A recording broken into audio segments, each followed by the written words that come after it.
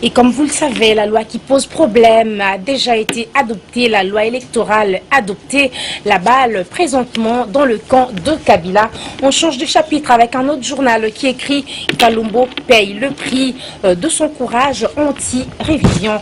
Et enfin, toujours en politique, un journal écrit « Insurrection en sursis à Kinshasa, Kamere, comment il a dribblé son monde ».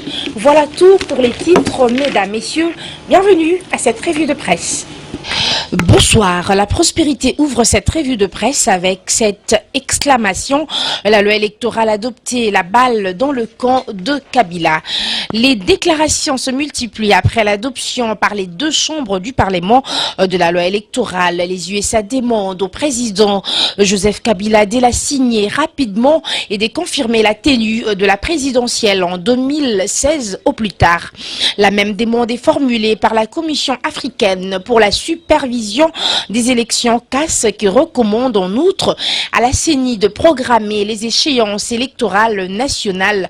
Un dialogue paisible, transparent et inclusif sur la bonne marche du processus électoral est réclamé entre le gouvernement, l'opposition et enfin la société civile. L'Assemblée nationale et les Sénats ont rempli leur part de contrat en dotant le pays d'une nouvelle loi électorale pour qu'elle devienne effective.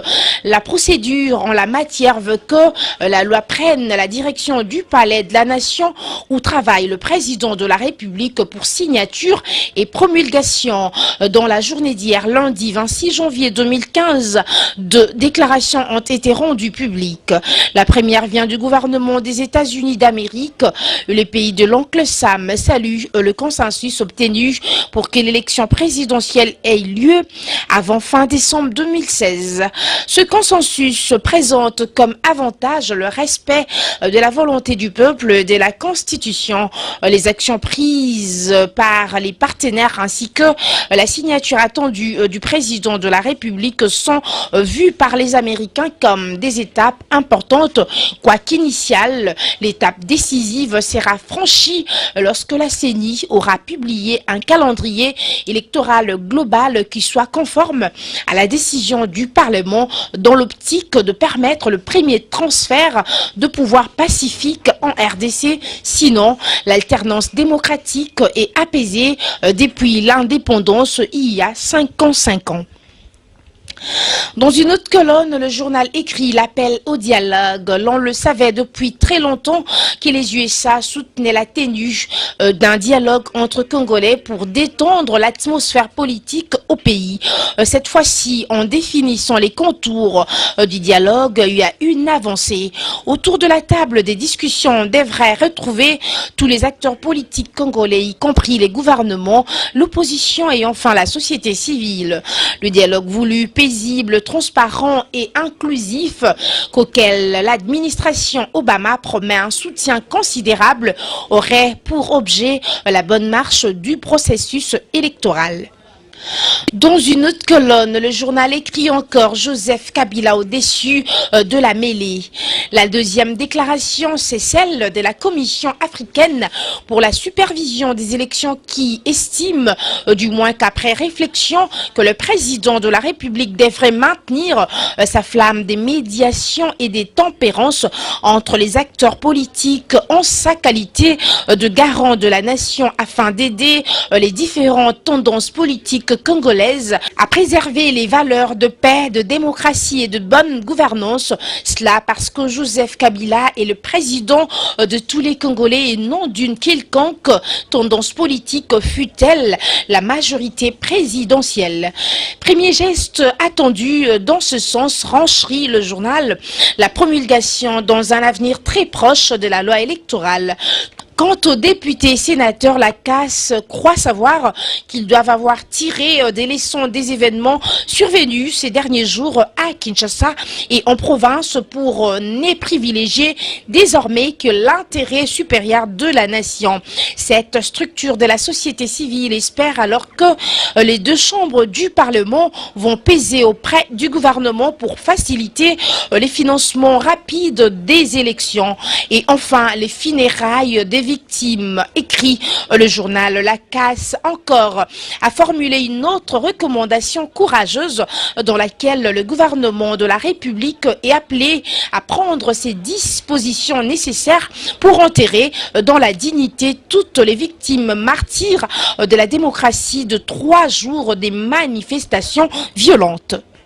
Changeons à présent de chapitre avec les maximums qui écrit « Insurrection en sursis » à Kinshasa, Kamere, comment il a dribblé son monde. On y croyait un peu plus clair dans ce qu'on peut appeler l'insurrection manquée de Kinshasa. Lundi, mardi et mercredi dernier, la capitale de la RD Congo est passée très près d'une hécatombe généralisée. Dans une mégapole de quelques 10 millions d'habitants, on imagine encore mal comment l'incendie allumé avec autant de rage aurait pu être éteint sans avoir tout consumé. Il reste que de parties périphériques, renseigne le journal de la capitale congolaise, ont enregistré des pillages en règle. Les commerces chinois, mais aussi d'autres appartements au commun des mortels, ainsi que des symboles de l'État étaient particulièrement visés par de loupards manifestement téléguidés. En somme, les actes de pillage l'ont emporté sur les motivations politico-législatives mises en exergue par les instigateurs des événements de la semaine dernière. Les forces dites politiques et sociales de la RD Congo et un regroupement de ce qui reste de l'opposition après la formation du gouvernement de cohésion nationale au début de l'année. De telle sorte qu'il s'avère erroné d'attribuer les événements de Kinshasa à l'un ou l'autre parti politique, même si par ailleurs tout le monde, opposition républicaine kenguiste et opposition radicale tshisekediste, revendique la victoire sur la majorité présidentielle.